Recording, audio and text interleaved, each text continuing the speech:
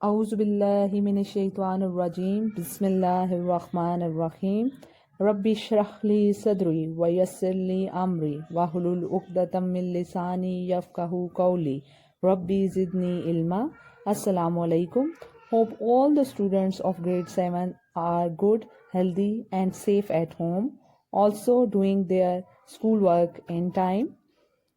SLOs of today's lecture. After attending this lecture, students will be able to identify polynomial, different types of polynomial, add, subtract and multiply polynomials. Students, today we start chapter number 5 that is polynomial, जो कि हम first term में बहुत detail में कर चुके हैं। आज मैं इस चैप्टर का आपको एक क्विक रिव्यू दूंगी ताकि आप इसको रिवाइज कर सकें। Okay students, open the first page of your chapter number 5 and ये जो हाईलाइट मैंने किया हुआ है इसको देखिए। अलजेब्रिक एक्सप्रेशन, सबसे पहले हम इसकी डेफिनेशन देख लेते हैं।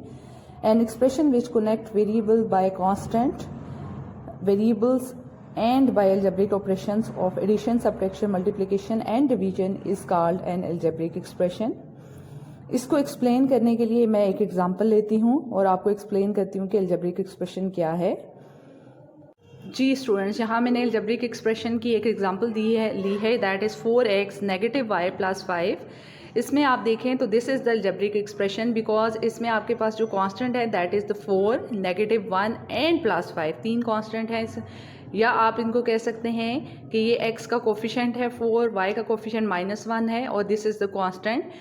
तो ये आपके पास जो है वो आपके पास कौन कौन से कांस्टेंट बन गए? 4 because they are fixed in their values, यानी न्यूमेरिकल वैल्यूज़ हैं और ये फिक्स हैं, so these are called the constant. 4, -1 and 5 are the constant and what are the variables in this expression? X and Y. So we call this algebraic expression in because इसमें आपके पास constant और जो variables हैं वो connect हुए में algebraic operation से या mathematical operations जो होते हैं addition, subtraction, multiply और division, उनसे जो है ये connect हुए में। तो algebraic expression की हमारी definition भी यही कहती है कि जिसमें आपके पास constant और variable connect हुए में हों with the help of algebraic operation. Okay students, now हम पोलिनोमियल की डेफिनेशन देख लेते हैं। अ पोलिनोमियल एक्सप्रेशन और simply a polynomial is an algebraic expression consisting of one और more terms in each of which the exponent of the variable is 0 और a positive integer. नीचे आप देखें तो कुछ एग्जांपल्स दी हुई हैं जो कि पोलिनोमियल हैं और उसके बाद कुछ ऐसी एग्जांपल दी गई हैं जो अलजेब्रिक एक्सप्रेशन तो हैं बट पोलिनोमियल नहीं हैं। हर अलजेब्रिक एक्सप्रेशन पोलिनोमियल नहीं होता। जी तो स्टूडेंट्स, यहाँ पे मैंने 3 अलजेब्रिक एक्सप्रेशंस लिए हैं। अब हम these all 3 are the algebraic expressions because आप देखें तो इन तीनों एक्सप्रेशंस के अंदर जो 2 टॉप पे लिखे हुए हैं और एक बॉटम में लिखा हुआ है, सब जो है वो बेस कर रहे हैं कांस्टेंट वेरिएबल्स एंड अलजेब्रिक जो है आपके पास सिंबल्स या अलजेब्रिक ऑपरेशंस होते हैं उनके ऊपर बेस कर रहे हैं। यहाँ पे अगर आप देखें तो ये आपके पास मैं आपको एक्सप्लेन करती हूँ कि first 2 are the polynomials but third one is not polynomial. Definition क्या थी हमारे पास पॉलिनोमियल की कि वो अलजेब्रिक एक्सप्रेशन जिसमें आपके पास वेरिएबल्स जो होते हैं उनकी पावर या तो 0 होगी या पॉजिटिव होगी। यहाँ पे अगर आप देखें तो x की पावर भी 1 है और y की पावर भी 1 है।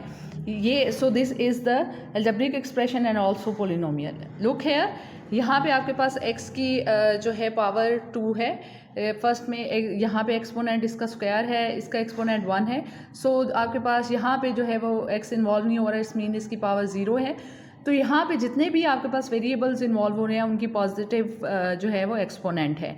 So this is also polynomial. ये भी पॉलिनोमियल आपके पास हो गया और ये भी आपके पास पॉलिनोमियल हो गया। But look at the third one that is x by y plus 5x। इसमें अगर आप देखें तो y इज़ इन डिनोमिनेटर, ठीक है। x बाई वाई फ्रैक्शन है और इसमें y डिनोमिनेटर में है और इसकी पावर अगर आप इसको सिंप्लीफाई करके लिखेंगे तो इसकी पावर -1 बन रही है, ठीक है। x इंटू वाई ये डिनोमिनेटर में है, इट्स मीन कि अगर आप इसको सिंप्लीफाई फॉर्म में लिखेंगे तो x into y raise to power -1 बन जाएगा और प्लस 5x। सो ये इसकी वजह से बिकॉज इसकी पावर जब ये ऊपर जाएगा तो -1 हो जाएगी। This is not a polynomial. हमने क्या कहा था कि वेरिएबल्स की पावर हमेशा 0 या पॉजिटिव होनी चाहिए। ओके स्टूडेंट्स, सबसे पहले हम देखते हैं types of polynomial with respect two variables. ठीक है, वेरिएबल्स के लिहाज से पोलिनोमियल की कितने टाइप्स हो सकती हैं। First one is the polynomial in one variable, ऐसा जैसे कि नेम से इंडिकेट हो रहा हो। अच्छा, इससे पहले स्टूडेंट्स मैं आपको ये बताती चलूँ कि आपके पास इन तमाम टाइप्स की डेफिनेशन बुक के अंदर मौजूद है। मैं जस्ट यहाँ पे आपको एग्जांपल्स के थ्रू एक्सप्लेन करूँगी। Polynomial in one variable that is x square plus 4, जैसा कि ये एग्जांपल मैंने लिखी है, इसमें अगर आप देखें तो जस्ट एक वेरिएबल इन्वॉल्व हो रहा है, that is the x. Power को नहीं देखना, ना ही टर्म्स को देखना है, जस्ट आपने वेरिएबल देखना है और इसमें एक वेरिएबल इन्वॉल्व हो रहा है। So this is the polynomial in one variable. Next अगर आप देख लें तो इसमें जस्ट y वेरिएबल इन्वॉल्व हो रहा है, so this is also polynomial in one variable. इसके बाद जो टाइप थी that is the polynomial in two variables, या ऐसा पोलिनोमियल जिसके अंदर दो वेरिएबल्स इन्वॉल्व हो जाएं। फॉर एग्जांपल इस पोलिनोमियल को अगर आप देखें तो इसमें टू वेरिएबल्स हैं, one is the x and other is y। Same here, इस पोलिनोमियल को अगर आप देखें तो इसमें दो वेरिएबल्स इन्वॉल्व हो रहे हैं, y and z। Then next is polynomial in more variables. More variables mean अगर आपके पास दो से ज़्यादा वेरिएबल्स इन्वॉल्व हो जाएं किसी पोलिनोमियल में तो उसको आप पोलिनोमियल इन मोर वेरिएबल्स कहेंगे। जैसा कि ये आपके पास एक पोलिनोमियल है, ठीक है, और इसमें कितने वेरिएबल्स इन्वॉल्व हो रहे हैं, x y and z. Three variables involve हो रहे हैं, तो ये कौन सी कैटेगरी में लाई करेगा, पोलिनोमियल इन मोर वेरिएबल्स, या आप इसको पोलिनोमियल इन थ्री वेरिएबल्स भी कह सकते हैं। ओके जी, नेक्स्ट टाइप पढ़ने से that is the types of polynomial with respect to term पढ़ने से पहले हम ये देख लेते हैं कि टर्म्स क्या होती हैं। ये आपके सामने एक पोलिनोमियल लिखा हुआ है, ठीक है। अब इसमें कितनी टर्म्स हैं, ये आपके लिए टर्म्स इसके देखने के लिए आप क्या करेंगे कि आपने टर्म्स हमेशा याद रखिएगा पोलिनोमियल में सेपरेट होती हैं एडिशन और सब्ट्रैक्शन के साइन से, ठीक है। एडिशन और सब्ट्रैक्शन का साइन हमेशा टर्म्स को सेपरेट करता है। मल्टीप्लिकेशन और डिवीजन का अगर साइन आ जाए तो वो टर्म सेपरेट नहीं करेगा। सो यहाँ पे कितनी टर्म्स इन्वॉल्व होगी, 1 2 3। How many terms, 3 terms. ये पोलिनोमियल कितनी टर्म्स के ऊपर बेस कर रहा है, 3 टर्म्स के ऊपर। सेकेंड एग्जाम्पल देखें आप, that is x cubed y divided by 5। मैंने आपको क्या कहा कि टर्म्स को सेपरेट करता है प्लस और माइनस का साइन, तो इसमें कोई प्लस माइनस का साइन नहीं है, it's mean this all is one term. ये कितनी टर्म है, एक ही टर्म है। सो ये एक पोलिनोमियल आपके पास एक टर्म पे बेस कर रहा है। अब अगर हम types of polynomial with respect to terms देखना चाहें तो वो क्या है, first type is monomial. First type is monomial. Monomial mean having only one term, ऐसा पोलिनोमियल जो सिर्फ एक टर्म के ऊपर बेस करेगा। इसको अगर आप देखें तो having only one term, variables को नहीं देखना, पावर को नहीं देखना, ये देखना है कि प्लस माइनस का साइन है कोई, क्या टर्म सेपरेट हो रहे हैं वेरिएबल्स, या आपके पास जो कांस्टेंट वगैरह उनको सेपरेट कर रहा है कोई अलजेब्रिक ऑपरेशन, यानी प्लस और माइनस सेपरेट कर रहा है। अगर कर रहा है तो ठीक है, वो टर्म्स हो जाएंगे, अदरवाइज यहाँ पे कोई प्लस माइनस नहीं है। So this is one term and this is known as monomial. Second type of polynomial with respect to terms is binomial, and binomial means having two terms. ऐसा polynomial जो दो terms के ऊपर base करेगा उसको binomial कहेंगे। यहाँ पे अगर आप देखें तो that is x squared plus x divided by 5। इसमें ये आपके पास एक टर्म है and this is the second term. First term is this one and the second term is this। ये पूरा x divided by 5 एक टर्म बनेगा, बिकॉज ये आपके पास जो है वो सेकेंड टर्म प्लस एक ही है और दो टर्म्स हो रही हैं। So this is binomial. Trinomial और polynomial having three terms. Look here, this is ये सेपरेटर है, मतलब आपको सेपरेट कर रहे हैं टर्म्स को। So this is first term, second and third. सो ये आपके पास तीन टर्म्स के ऊपर बेस कर रहा है, this is trinomial. And multinomial अगर आप देखें तो 3 से ज़्यादा अगर आपके पास पोलिनोमियल में टर्म हो जाएंगी तो वो मल्टीनोमियल कहलाएगा। मोर देन 3 टर्म्स, चाहे 4 हैं, चाहे 5 हैं, चाहे 6 हैं। सो यहाँ पे अगर आप देखें तो दीज ये आपके पास सेपरेट कर रहे हैं, प्लस साइन है सारे।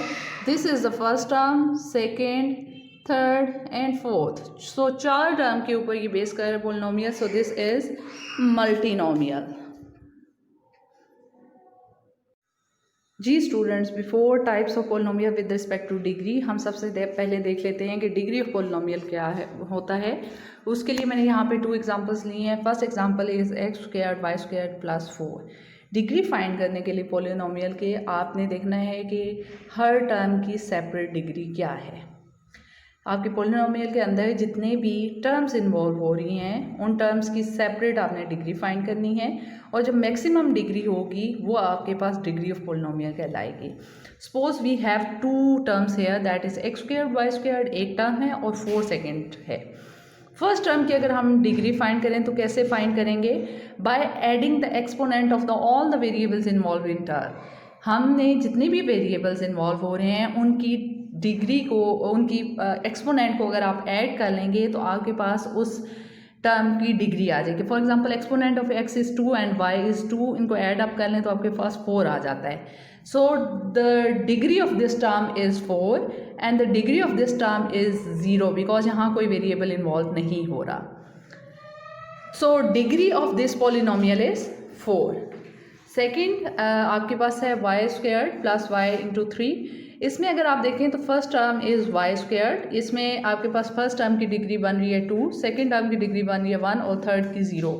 So maximum degree is 2, so the degree of polynomial is also 2। अब हम चलते हैं types of polynomial with respect to degree में। फर्स्ट हमारे पास टाइप है linear polynomial.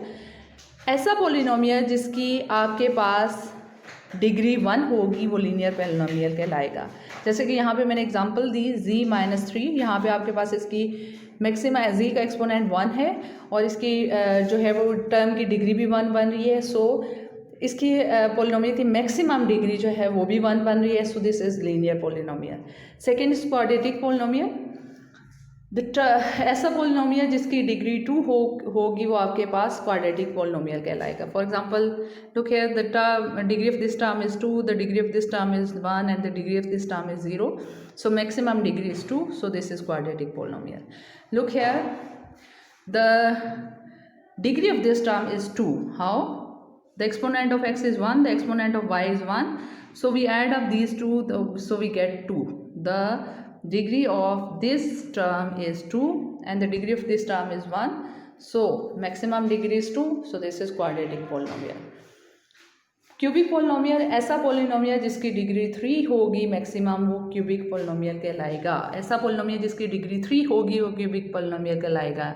The degree of this term is 3, 2 plus 1 3, the degree of this term is 2, the degree of this term is 0. So this is maximum degree is 3, so the degree of this polynomial is 3 and this is cubic polynomial. Biquadratic polynomial, ऐसा polynomial जिसकी degree 4 होगी वो आपके पास biquadratic polynomial कहलाएगा। Look here, the degree of this term is 2 plus 2, that is 4. The degree of this term is 0, so this maximum degree is 4, so this is biquadratic polynomial. Okay students, now we learn types of polynomial with respect to coefficients in detail. First type is polynomial with respect to natural numbers. So आपने polynomial देखें जो मैंने example ली है, that is 3x plus 4y square. इसमें अगर आप x का, क्योंकि हम कोफिशेंट के लिहाज से टाइप फाइंड कर रहे हैं, सो आपने कोफिशेंट निकालने हैं। सबसे पहले फाइंड करने कोफिशेंट क्या क्या है। x का कोफिशेंट 3 है और y स्क्वायर का कोफिशेंट 4 है। सो आपके पास ये जो 3 और 4 हैं ये दोनों किस सेट से बिलोंग करते हैं? नेचुरल नंबर के सेट से बिलोंग करते हैं। सो ये टाइप बन गई, क्या टाइप बन गई? Polynomial with respect to natural numbers.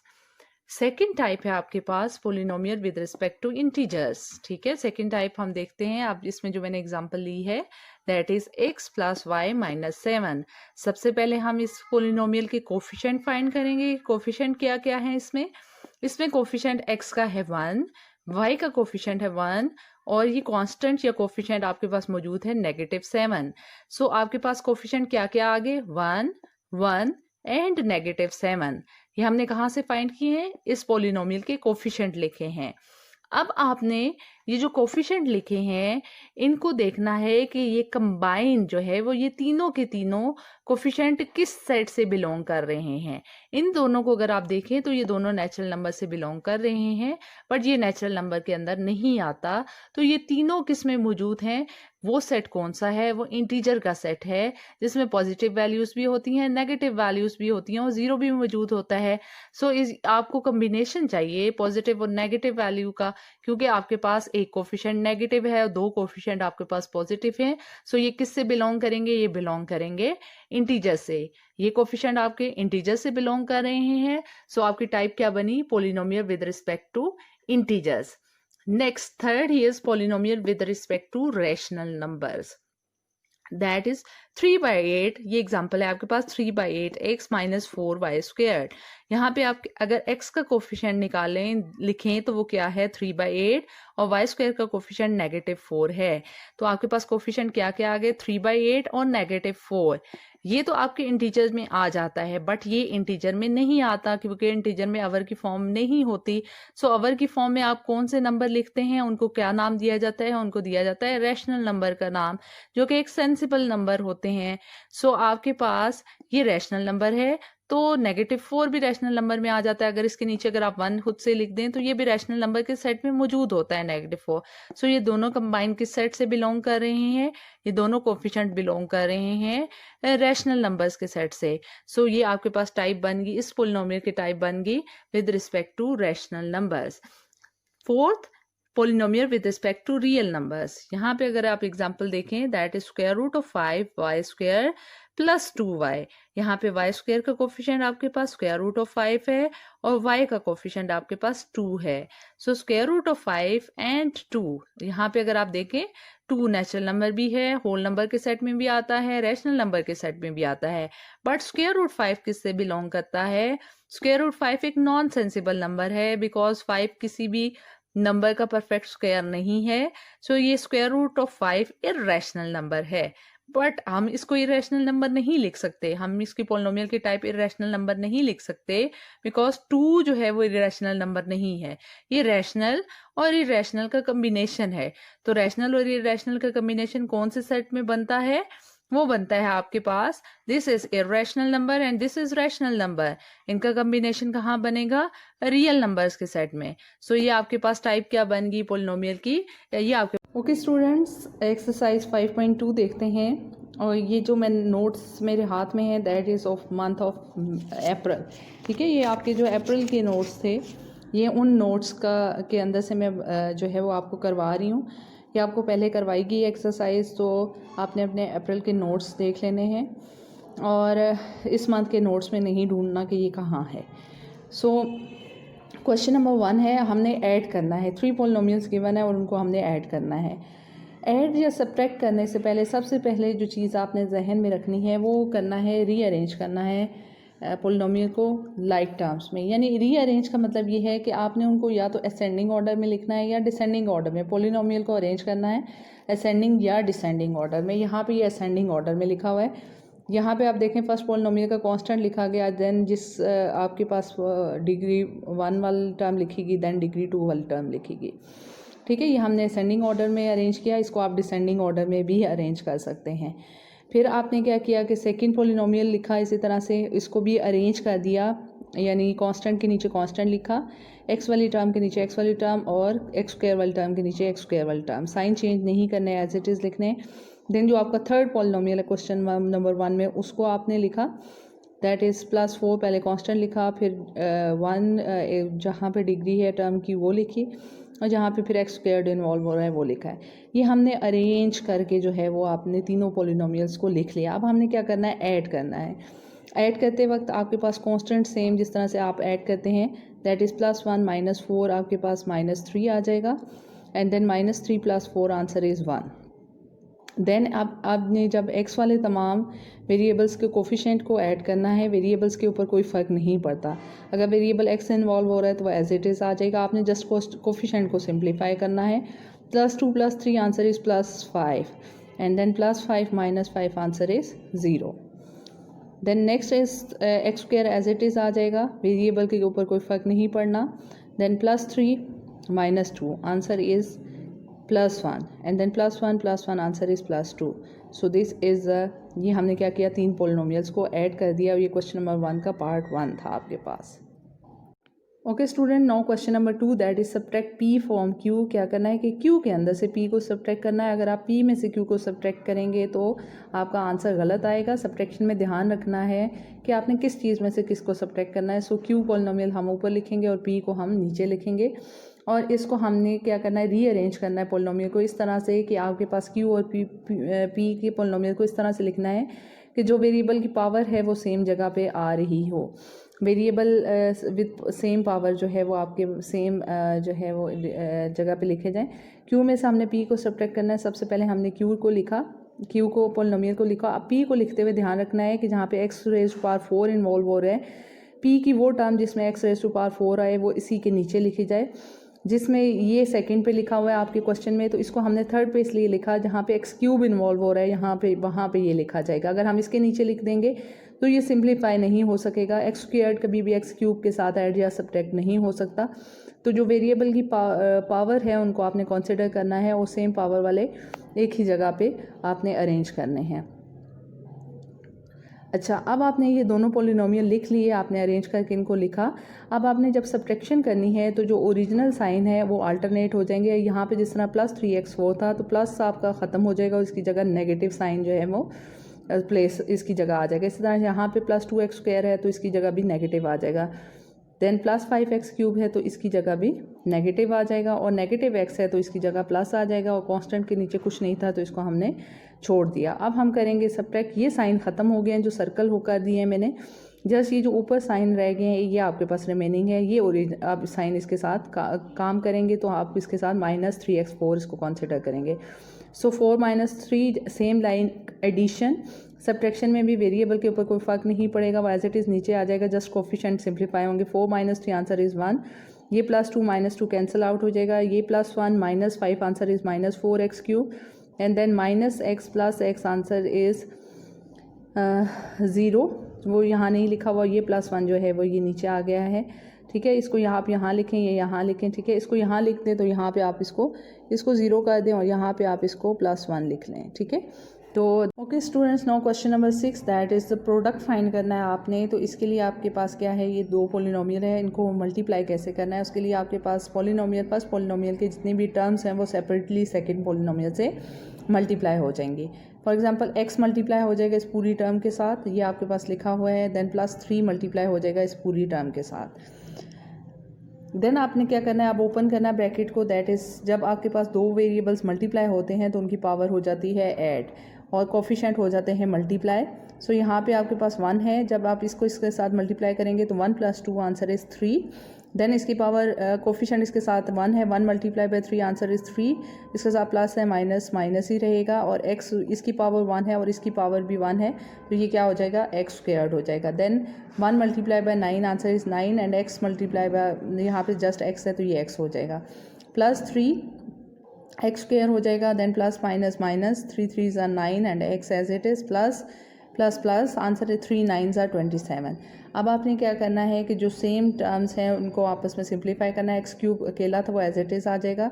x² में ये आपके पास एक टर्म है और ये एक आपके पास टर्म है, एक नेगेटिव है और एक पॉजिटिव है और कोफिशिएंट सेम है, इट्स मीन ये कैंसिल आउट हो जाएंगे। x में अगर आप देखें तो ये आपके पास +9x है और ये आपके पास -9x है। So plus minus answer is cancel out हो जाएंगे, +9 - 9। सो रिमेनिंग आगे आपके पास क्या रह गया, 27। इसके साथ कोई और कांस्टेंट नहीं है जो इसको सिंप्लीफाई करेगा। So answer is x³ + 27।